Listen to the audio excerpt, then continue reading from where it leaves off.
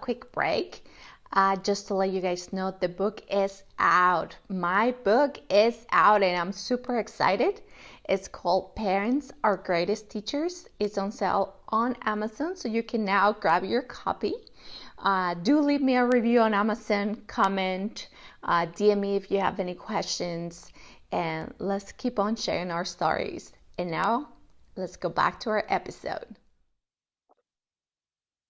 Hello, everyone. This is your host, Alex Balgut. This is Leap of Health.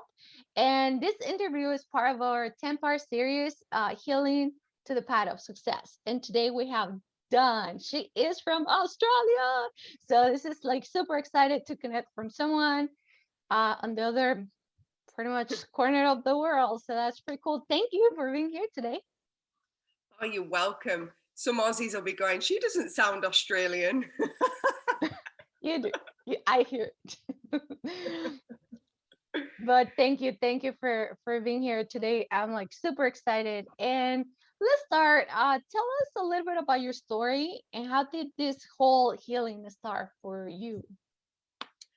So a little bit about my story is I didn't realize until I had a discussion with my grandma about how sick and ill I was as a kid. So my illness and sickness started from 1 year of age. So when I was one, I started to have a lot of health complications and issues. My mum had not really shared that. She passed away, sadly. But yeah, I didn't know that much about my early childhood, but I started to recognize when I was about 8 or 9, I started to suffer a lot of stomach issues. So I had IBS, and then it turned into a bowel disease, kidney problems, just a whole host of health issues. And I just seemed to live a life in hospital.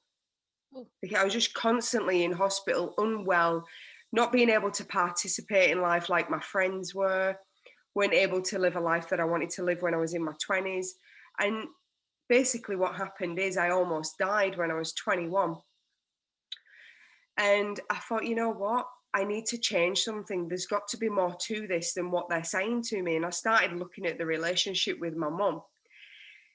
So that's where it started. And the relationship that I had with my mum, it was horrendous. I'm going to be honest. And I know that that's probably a lot easier for me because she's passed away. But if she was still alive, she would agree. Yep. We had a very challenging relationship. We loved each other, but at the same time, deeply disliked each other. It was that fine line of love and hate. That was predominantly our relationship, was love and hate. It was a very fine line.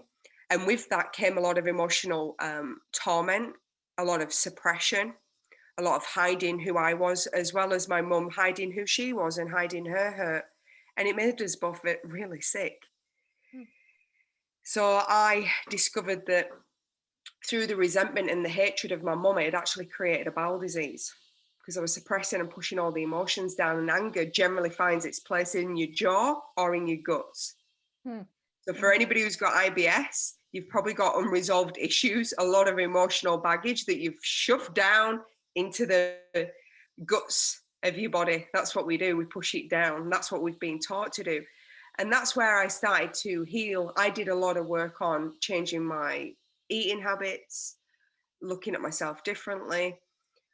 But predominantly it was that aha moment of going, I wonder if it's something to do with my mum. I just had this sense. I was like, I wonder if it's something to do with my mum.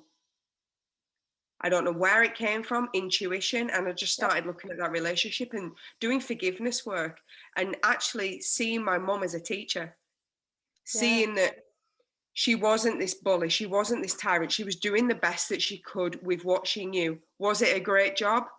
Probably not. It could have been better. But you know what? I wouldn't be the person that I am today without the harshness of some of the lessons that I learned through my mum. Like boundaries. Like I'm going through boundaries right now in my life where I'm having to tighten up my boundaries. I've been too loosey-goosey around it, you know what I mean? Letting people do stuff, not standing up for what I really want, not saying what I want because of the fear of when I was being a child. But now it's having me really look at my boundaries and go, you know what? I really need to look at this. Where am I giving my power away?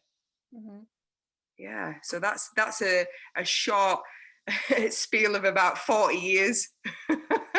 Wow, that's amazing. I think something you're mentioning like anger and forgiveness and all that. Mhm. And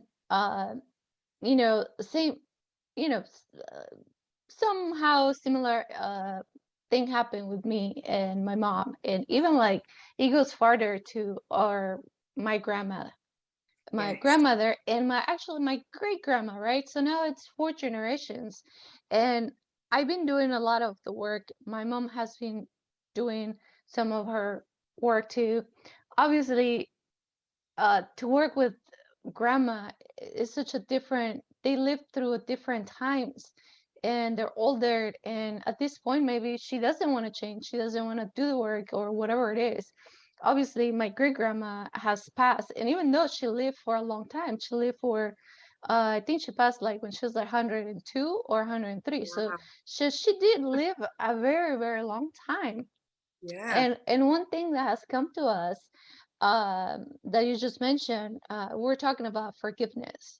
Hmm. And I was trying to explain her that forgiveness is not for whoever did you wrong or make you feel whatever they make you feel, but it's for yourself. You forgive people to heal, because at some point we think like, my mom was this or my father Hmm. did this or whatever, but probably they didn't mean bad. They No. were probably just going about their lives and they had terrible days at work or they didn't even have a job Hmm. and they came home and talked to us the way they wanted to talk to us a day, and that was it. They probably never knew they hurt us or they made us feel in certain way. So it's cool that now we could just be like, look, we do this forgiveness, not for your mom, not for your dad, which Hmm. is, it sounds nice if you do want to do it for Yeah. them, but at the end of the day, you're doing this for yourself. So that's You're right. that's awesome that, even though you did this at 20-ish, 21 Yeah. years, you you started the healing. How does that has impact you to now? Well, as you do, you get on with life, you get over the turmoil, and you end up reverting back to some of your similar ways that you were, because that we're Hmm. creatures of habit, Yeah. and creating new habits is difficult. And we usually do it in treacherous moments where it's life or death. We start to change and then we slip back. Hmm. So, how it changed my life is I started to see things differently. I started to look at how I was responding and reacting. I started to take ownership. That was the biggest thing, was taking responsibility for how I responded, how I reacted, who I allowed in my life, what behaviors I tolerated. And it's just been that journey of, you don't overnight go, "Whoa, I forgive everyone. I forgive myself. I'm healed. I'm blessed. I'm love and light." It don't work like that. That is not Hmm. reality. The Hmm. reality of the situation is you get knocked back down and you go, "Right, I'm going to dust myself off. I'm going to take a deep breath and I'm going to go, I'm not ready to look at that lesson yet, but I will one day." And you make a note of it in your head, and then it comes around again, and you're like, "Damn, I should have dealt with that in the first place. It's come back around to bite me in the backside because I didn't deal with it in the first place." And we Hmm. think that we can run away from emotions. If we think that we can run away from trauma, it comes back. If it's not a lesson of forgiveness for yourself and for those in your life, you will attract people, situations, circumstances that mirror how you were treated as a child. Hmm. You will create those situations and circumstances. For example, my mom, she she had this beautiful side to her that a lot of people saw and I didn't, because I triggered her, because she felt that she was out of control and out of her depth being a mother. She was a young mother, Hmm. and she projected that onto me. And I went and had this history of working for women who projected all of their baggage, all of their stuff onto me. And I was the one that was carrying it all. And that just went on and on through my work history until one day I was like, no, I'm done. I'm standing up to this woman. There's no way that she's talking to me like that. And that's when it stopped. That's when I created a boundary and a standard that if you're my boss, you're my friend, any female in my life, there's a standard and there's a boundary. And if you cross the boundary and you don't meet the standard, then unfortunately, we're not going to work together. Because I think more of myself than allowing you to treat me as a punchbag, because you're not dealing with your own emotions. And this is not about blaming other people and going, oh my God, just don't allow them in your life. Don't allow and stand for that behavior. It's as simple as that. But what do? Because we think, oh, I might lose my job, I might upset her. So then we minimize our power and we give all our power away to the abuser. And then we go, I'm a victim. So then we give ourselves a role of, I'm powerless and I can't do anything about it. When the truth of it is, if you looked around, for example, I looked around in the workplace and I was like, she doesn't do it with her, she doesn't do it with her, she doesn't do it with her. So it's not that she's not capable of being that person, it's because I allow her to treat me that way. Yeah. So therefore, as a human being, you push and you push until there's a pushback of rejection. And then you go, okay, I know now where I can push Dawn. I know where I can push Alex. I know where I can push such and such. And I'm not crossing Alex because I know that she'll just tell me how it is. Da, da, da. Yeah. We always know that someone that we're like, oh, no, watch out. Like, you don't play with that. Like, we all know no one's stupid. Yeah, you have those people where it's that powerful, where you actually swear and you go, don't fuck with her. Do not fuck with her, because she will, or he, whoever it is, you have those people in your life, or you've met them at some point where you're just like, I am pushing her buttons because I know the wrath. It's not worth it. And we all have that inside of us. And it's not that you're a bad person. Just because you put a boundary in place and have a standard does not make you a bad person. It makes you a sovereign being if it's in alignment for yourself and it's for the greater good. Yeah. And that's what I wanted to share on that, because I think a lot of people think, oh, if I push back, then I'm a bad person. Yeah. I've found that with some of my clients saying that. I'm like, no, how do you want to be treated? Do you want to be treated like a rescue dog that's been abused its entire life? Or do you want to be treated like the woman or the man that you want to show up and who you're becoming? They always go, oh, who I'm becoming or who I am. Exactly. Yeah. Yeah. I think, feeling that respect from others, it might feel scary for some, but it's like we've been so used to these ways of, no, I don't say anything. I don't want to cause trouble, blah, blah, blah. But it's Yes. like, no, maybe just like rephrase that and maybe say, I want to put the boundary. I want to feel, I want to be respected. I don't want people to like, oh, can you stay after 5? And even though you want to say no, you're like, yes, I'll stay after 5. Yeah. I'll stay till 7. Yeah, no problem. Yeah, no problem. It's all right. It's only my son or my daughter's birthday, but don't worry about that. Yeah, I mean, what are some of the tools that you have find very helpful for yourself? Oh, great question. The first one that pops in my mind was the one that I was introduced to by divine intervention. It was when I was in chronic pain and I went, I can't cope. I don't want to be on painkillers anymore. Will you just send me something to help me? And then in my inbox 10 minutes later, no word of a lie, might even be less than that, EFT, emotional freedom technique, also known as tapping. I'm Tapping. like, Yes. huh, I what's that? love tapping. Yes. Oh, and I came across it and I was like, this looks weird. Okay, I'm going with it. Why am I touching my face? And I started doing research and then I became a practitioner in it. And then I was like, you know what? Not only did it help me walk, not only did it, because I was disabled. Oh, So not wow. only did it help me walk again, help me reduce my painkillers, get over PTSD, eliminate anxiety, help me get through depression, and help thousands of people that I've worked with in pain clinics.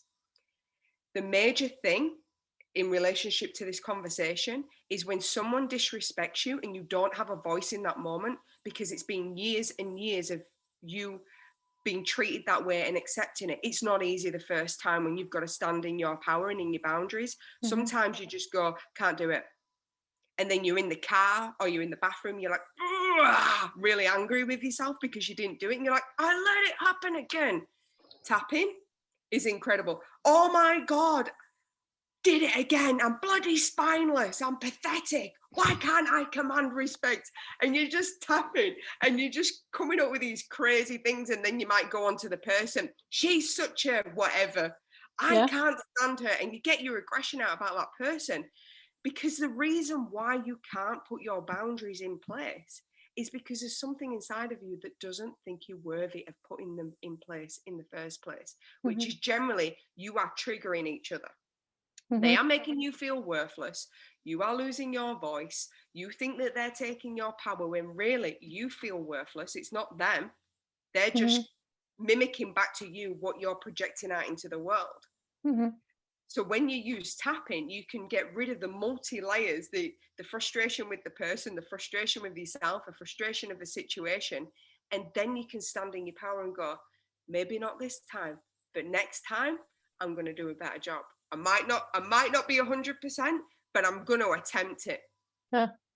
And I trust that it'll be okay. I might Mm-hmm. make a fool of myself, but I'll trust that I'll laugh through those times when I get through them. Yeah. So that's one of my favorite tools.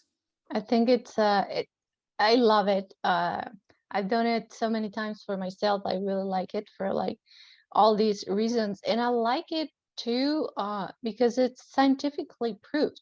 Mm-hmm. And Scientifically there's proven. there's all Yeah. this research on it for everybody that's listening right now, and you're like, I don't know what this tapping is. Pretty much, whoever is listening to and not watching our video, uh, Dawn just actually tap on different points of her face and cheek and under the nose and under the chin. There's also different points by the sternum, like right at the beginning. Mhm. There's some other points. How would you explain it for someone that has never Yeah, great question. So, if you've not heard of tapping, the quickest and fastest way that I can explain it to you is there's two parts in our body. We've mhm, got our brain and our body, and the thing that brings them together is the nervous system. So, what tapping does is it talks to both parts. It talks to the nervous system, which is like the messenger to the body, and it talks to a part of the brain called the amygdala. Okay. So, the quickest way I can explain this is your amygdala goes, right, something strange is happening. Do we have a file on this? Yes, we do. We react in a stressful, anxious way. We feel powerless. And that is just how you will automatically respond. What happens is that message goes to the nervous system, and the nervous system starts to produce cortisol, all the hormones. The body then goes into fear. So you have this heartbeat racing, sweating, clenching your jaw, wanting to run. You feel different when you're in that state of fear. And what tapping does is it separates the two. And it goes, amygdala, say what's going on. What are you perceiving this situation and circumstance? How are you seeing this? And that's what you're doing when you're doing the tapping on the various points on your face. You're voicing out how mhm, you're feeling. And then what happens is at the same time, your body's not responding or reacting. mhm, It's just words. You're just saying words. And then eventually what happens is you can rewire your brain to see that that's not a threatening situation anymore. So then you're not producing the cortisol. Then you're not trapped in the emotional cycle of anxiety, of fear. You're mhm, letting the emotion fully express itself without your body having to go through the physical reaction. So you're not like, oh my God, I'm worthless, I'm useless, I can't deal with this, I can't cope with this. You're not going into that spiral. You're mhm, stopping the spiral. You're seeing the situation for what it is. You're languaging what's going on in your brain. mhm, And then you are fully expressing the emotion and calming the body down. So the body doesn't believe that it's going through this traumatic experience. mhm, So it's calming the nervous system down. That's predominantly what it is. And that's the key. If you want to get out of pain, anxiety, any form of mental, physical, emotional pain, you must be the captain of your own ship. You must not respond and react to everything as if it's life threatening. mhm, And unfortunately, that's what's happened in society. We are so frightened that we're going to lose our possessions. We're so frightened we're going to lose our job. We're so frightened of losing our friends, our family, our partner. We're fearful of pretty much everything. COVID has just amplified it another Mhm. level, that we don't know what to fear and what not to fear. We don't even know the difference between excitement and nervousness anymore. We don't know what is exciting and we don't know what's scary. We can't tell the difference. Yeah. So we Mhm. just think that everything is scary when really you could be wanting to hand your notice in at work and you go, I can't do it. I'm so afraid. What if I lose my job? When it could be you're really excited because the future could be Mhm. incredible, but you're not allowing it. You lock yourself down and shut yourself down in fear. And tapping releases that fear for people. That's what it does. It allows you to see how powerful you are. That's why I love it. Yeah. And tapping, it's really great to actually, as you said, sometimes we hold these emotions for so long that then Yes. they start making us sick, showing us disease. Whether it's like stomach issues, heart issues, um, anything. So I think it's really great to actually move those stuck feelings that we have for so long. And perhaps some of the people might see that it might help on those headaches, on those stomach aches that they have. Maybe they're actually digestive systems will start working better. So it is a Mhm. great, great tool if people that's listening to us, if you have never tried tapping, just go on Google it, and there's a bunch of people that has like free videos on tapping, and they're excellent. You can also just buy a book or whatever it is that you would like to do. So definitely getting some tools on your belt of healing. It's it's always good. Always good. You can never have too many tools because we're all uniquely different. We have unique situations and circumstances, and some tools just don't work for some people, and Yeah, that's okay. yeah. And that is okay. It's about finding what works for you. Don't compare yourself to anybody else. You must find what works for you. And it's so important to just research, experiment. There's no Mhm. such thing as failure. It's finding 1,000 ways not to do something and Yeah, one way to do it. yeah, Like e- Thomas Edison with the light bulb. yeah, exactly, exactly. And I know you said that you start seeing your mom as a teacher. How Mhm. important is to actually gain perception on our mentors, on our teachers that we come across? Oh, it's huge. You will find life much easier to navigate when you shift from I'm a victim of, they purposely, intentionally ruined my life, they purposely hurt me. I don't believe that most people are even aware of how they have hurt other people. I don't believe that they understand the enormity of, especially a child, and the guilt and shame that people feel as well. I don't think that we understand the complexity of how hurt people hurt people. It's that simple. But the complex thing around it is we don't know when we're going to hurt people. We don't know how we're going to hurt people. And it's in so many different ways, from forgetting birthdays, because my mum had bipolar and she was so depressed that she was Mhm. in her own world, in her own inner turmoil, Mhm. suffering on a daily basis, Yeah. that she had no awareness of anything outside of that when she was in it. Mhm. She didn't intentionally forget my birthday. It wasn't, you know what, I'm going to forget her birthday because I hate my daughter. It was simply the fact. But if I didn't see my mum as a teacher, I would have continued playing that cycle of my mum just didn't want me. She hated me. And yes, there was a part of her that felt like that, but it wasn't all of her. And this is what we must realize. And this is the complexity of it, is a person is not 100% one thing. The fragments of many different things, the fragments of many different personalities, experiences, situations, and circumstances. They don't fully hate, you don't fully hate someone. There's a Mhm. part of you that admires them, there's a part of you that likes them, and there's a part of you that loves them. You tell yourself the story that you hate them, because it's easier to think that someone wants to hurt you rather than thinking they're my teacher and they're teaching me stuff that's bloody painful and Mhm. I don't want to deal with it. I don't want Yeah. to look at it that way, because then it stops that victim cycle.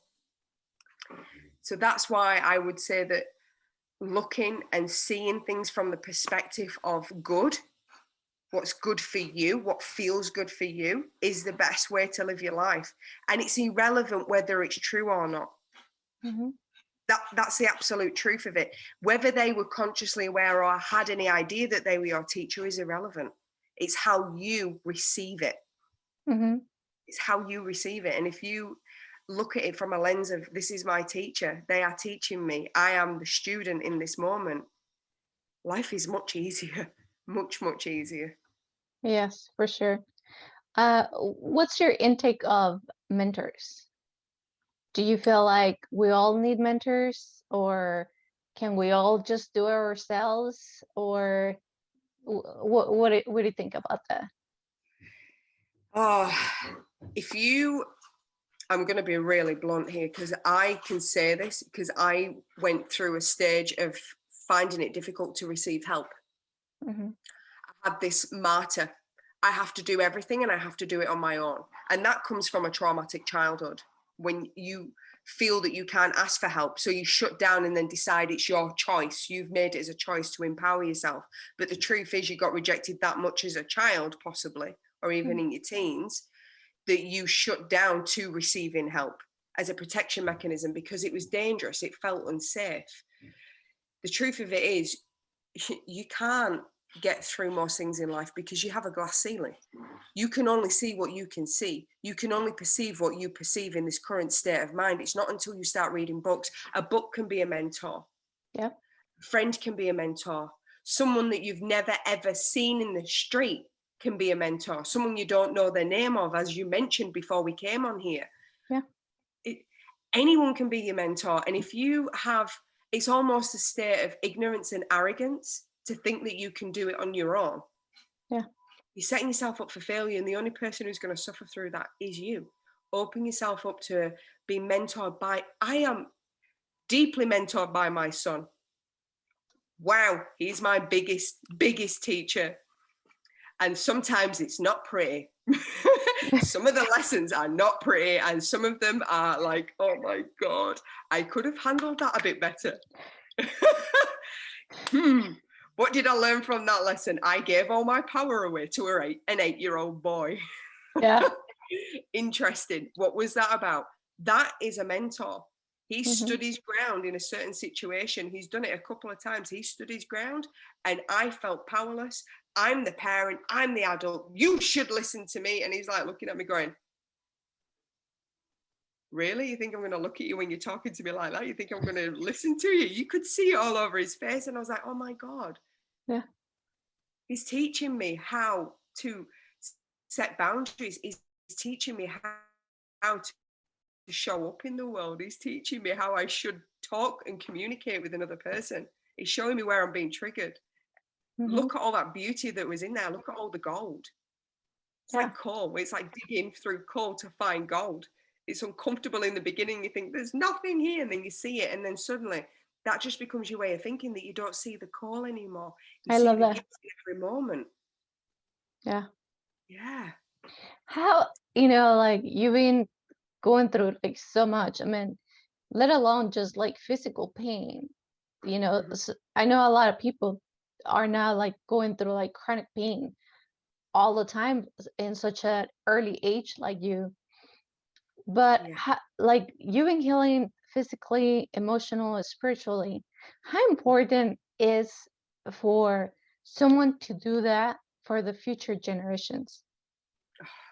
It's imperative. It's imperative. Yeah. I could sit here and I could talk about this for days, but I want it to be potent and powerful. If we don't stand up to what has tormented us our entire life, it becomes more powerful than us. And we're teaching the future generation to give up. That's what we're doing. We're teaching them to give up and just put their head down and survive. And that's not what life's about. Life is about living life, loving life, and learning from it. Yes, life is painful. Mm-hmm. It's extremely painful, but the suffering is optional. And from the pain always comes beauty on the other side. Look at nature. Nature shows you everything. In winter, trees fall, all the leaves come off in autumn, they're naked in winter, but they are deepening their foundations, their root system, and they're standing strong and powerful. But if you pretend to your kids that everything is okay and you don't show them your vulnerable side, you're setting them up for failure. And in the harshness of our world is right now, they need to be warriors. Yeah. That's a drop mic moment right there. Drop the mic moment right there. It's as simple as that. Yeah, I think sometimes I don't have a kids, but I know like parents might get too uh like concerned or trapped into whatever situation they're going through that they forget that someone's watching. Mm-hmm. And I think especially now, like with all these social media things that really are noises for development and growing as a human race, Mm-hmm. are kind of like stopping that growth. It's so important to actually think of those future generations. So what you said, it's so like right on. So it's pretty awesome. Yeah. And we need to not wrap them up in cotton wool. They've got to learn by their mistakes. Mm-hmm. You must learn by your mistakes. You cannot wrap them in cotton wool and hide them from everything. You can't pretend that what's going on in the world is not happening. You must educate your children to the best of your ability on Mm-hmm. what you believe is happening and allow them to believe their own truth. You don't teach a child what to think, you teach them how to think. That is how you grow. That's how you grow and develop as a parent. That's how you allow a child to become a sovereign being, to be able to empower themselves to make great decisions when they're older. You teach them how to think, not what to think. Mm. Yeah, that's amazing right there. So, and also know that like for example, like you do have kids, I don't have kids, but Mm-hmm. even as I live my life through, and I'm a also dance instructor, so when I come across those younger minds, younger kids, whatever I do, whatever I say, they're always like watching and looking. So Mm-hmm. as it comes back to what we were saying, like we become these mentors or teachers whether we know it or we don't. Mm-hmm. So it's being aware of that, it's amazing and incredible to how we can change others people's minds and lives for the better. So future generations definitely is like a super amazing point. And what do you think? I know we talk about like our Yeah. moms, and I talk about my grandmother and my great grandma. What do you think uh, about healing generational traumas? Because I know we're trying to kind of like fix ourselves the ways we can over and over. And I think people are doing that more now. But Mm-hmm. what do you think about those generational traumas? Is it like worth to kind of like take a look back and see, well, what's behind us? Or is it just like, let me fix me and that's it?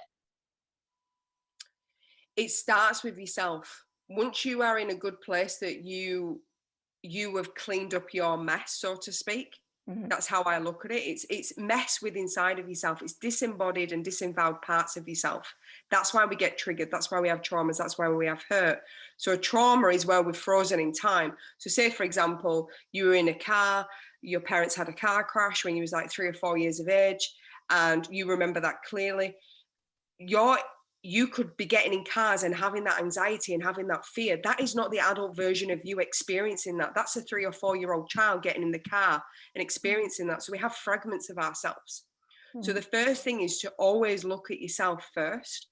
Then when you've got to a certain threshold, what will happen is you'll start to notice things where you're like, that makes no sense. Why am I responding and reacting like that? It doesn't feel like, and you'll start to sense that once you've got rid of the bulk of your own traumas, you'll start to get that sense where you're like, that doesn't feel like me. That doesn't even make any sense. And I got to that place where I was shouting and I'm like, I'm not even angry. Why am I shouting? Because that's how I was parented.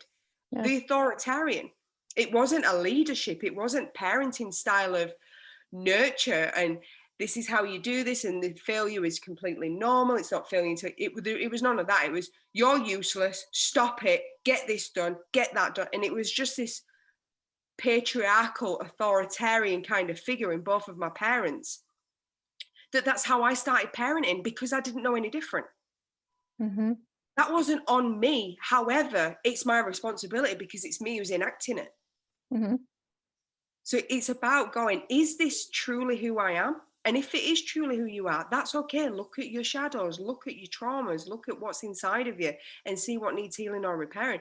But if you sit there and go, this is not me, I'm not that sort of person. I don't show up like this to anybody else. I'm only doing it to my son. Why am I doing that? I don't even feel connected to the anger. I don't even feel connected to the words that I'm saying. It's like I'm playing a tape recorder. Yeah. And that's, for me, don't go hunting down stuff. Allow it to come to you in the present moment because that's where you've got the power. Mm-hmm. Then reflect and go, is this past? Which you're projecting right now. And own your do that energetic. I've seen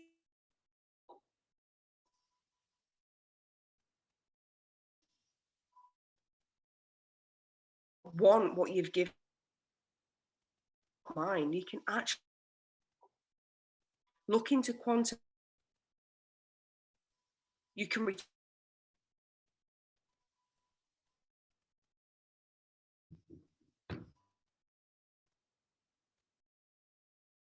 There you are. an unstable of technology. No, we lost you for a second. But yeah, it's like super, super important to see where we are, where are we going, and yeah, if it's like something that you think it's not like yours, definitely maybe look back, see where it comes from, see if it's like some sort of like generation, like if it's coming from either your grandma, great grandma, your siblings, I don't know. It is worth it to take a moment and look back at that and try to, I guess, gain a perspective. That's all it is. Gaining that perspective on everything that has happened in your life. Do you think life is a work in progress, or is one of those that I just, you know, healed myself? Now I'm good. Now let's see what else is happening. You know what? The number 8 shows you everything. Infinity. Mm, There is no end to anything. yeah. There's no completion of anything. That's an illusion that we have put out there because life is a work of art and art's never complete. Yeah. Mm, yeah, for sure. Yeah. How does that success looks for you now? I know you've gone through so much. How Mm-hmm. does success looks for you at this moment in life? Yeah, I'm going through an interesting transition. So I'll give you a short briefing of the journey that I've been on in the past few years. So I went from being disabled to having 2 nervous breakdowns, anxiety, depression, PTSD, just basically ready to end my life, Mm-hmm. suicidal, to owning multiple businesses, going through 2 years of clinical trials with my own methodology of helping people. Nice. Yeah, to winning multiple awards, to then in the new chapter of my life going completely off grid and purchasing 85 acres of land and being completely off grid, self-sustaining. that's what I've done in a period. And may I state, sorry, that this is 7 years of work. This is not a lifetime. Yes, it's been a lifetime of lessons and collecting all the information, but the transformation Mm-hmm. from going from being unemployed to being depressed, disabled, and all the other things that I mentioned, Mm-hmm. 7 years of working on myself to do clinical trials, come up with a method, Yeah. in the process of writing a book, and going on to being self-sustained, mortgage-free, no bills, no nothing, in 7 years. So anybody who says that they can't do anything because of, I was disabled. I was ready to kill myself. So if I can get from there to there, I believe that anybody can. I am no different. I'm a human being. I hurt, I bleed, I've had trauma, I've had what most people have experienced in life. I'm no different. Absolutely not. I just made the decision that I was not going to be disabled. That was my first decision. Mm-hmm. I'm not going to push it away. I'm not going to reject it. I'm going to accept it for now. Mm-hmm.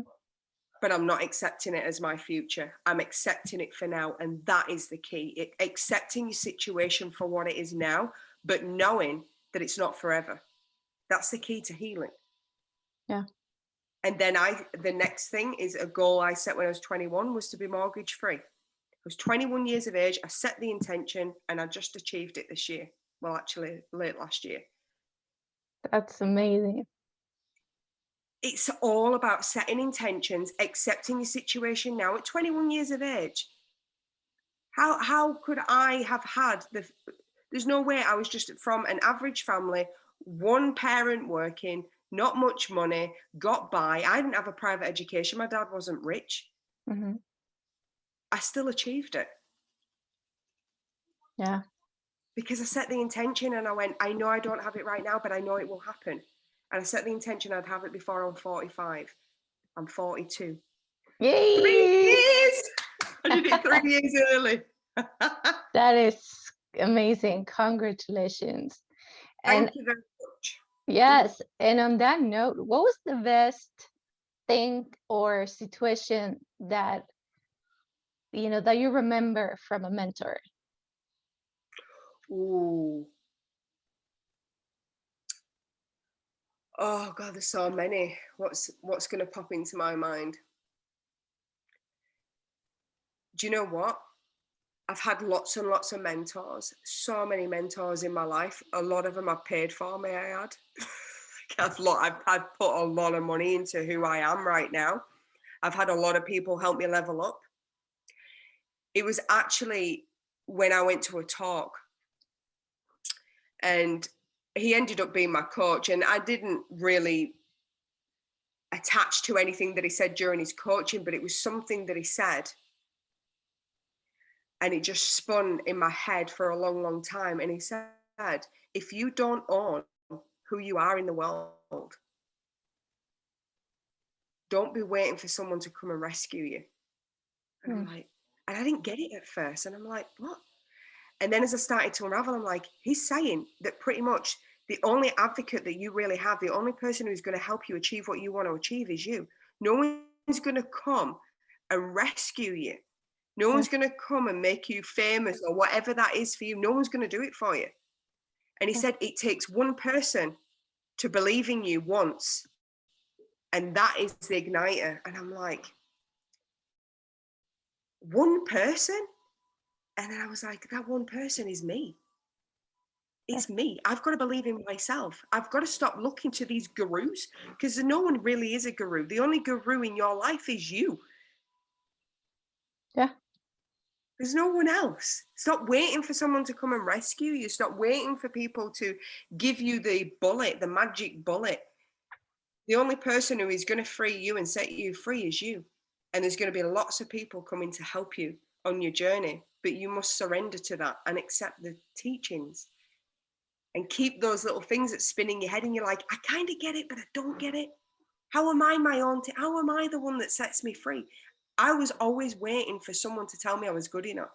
I was always waiting for someone to tell me that My method was so amazing. It was so incredible. I was always waiting for Mm-hmm. someone to tell me I was enough.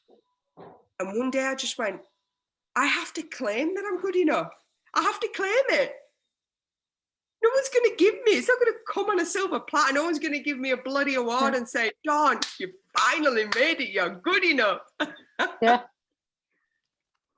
So I would say that that was the greatest lesson, because my biggest hurdle in life has been self-hatred, overcoming self-hatred, not even self-esteem, self-hatred. Mm. I had self-hatred for many years of my life, and I never got that concept. I just thought someone would come and rescue me, because I never saw that there was anything within me that could rescue me from this self-hatred. I was in the pit of despair with it. Mm-hmm. I was waiting for that hand, but you have to be that hand for yourself in the beginning, and then all the hands will come. Yeah. Yeah. I love that. That is like such a true thing for all of us. We don't really have to look anywhere else, but just within. I love that.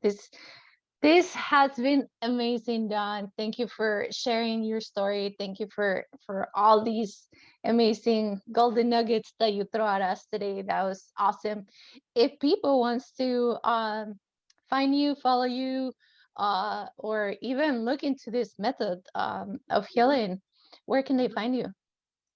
You can go onto my website, which is Alleviate, Alleviate, pain, pain.com.au. If you would like, you can join my free community where I actually share tools and techniques. I actually share how you can tap. Oh, Like, that's awesome. lots of lessons, lots of free programs, and that's called Heal Yourself. And that's healyourself.dc, and that's in Facebook. That's a Facebook community.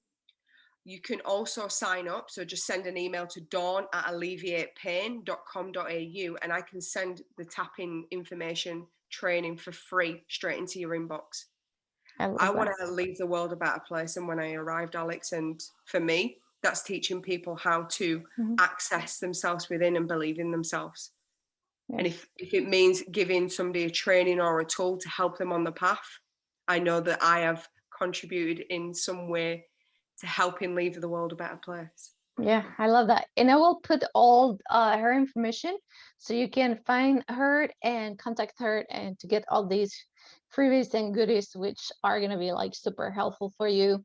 If you want to know more about me and my show, you can always look me up at alexvalgood.com. You can find me on Instagram and Facebook as Alex Valgood. And also, don't forget, my book is out. You can find me in Amazon. You can go there, buy my book, read it, leave me a review. If you have any questions or you want to keep on sharing our stories, please do DM me anywhere you want. And thank you, everyone. This has been such an amazing conversation. Thank you, Dawn, from the other side of the world. I love that. And everyone else, thank you. Have a great day.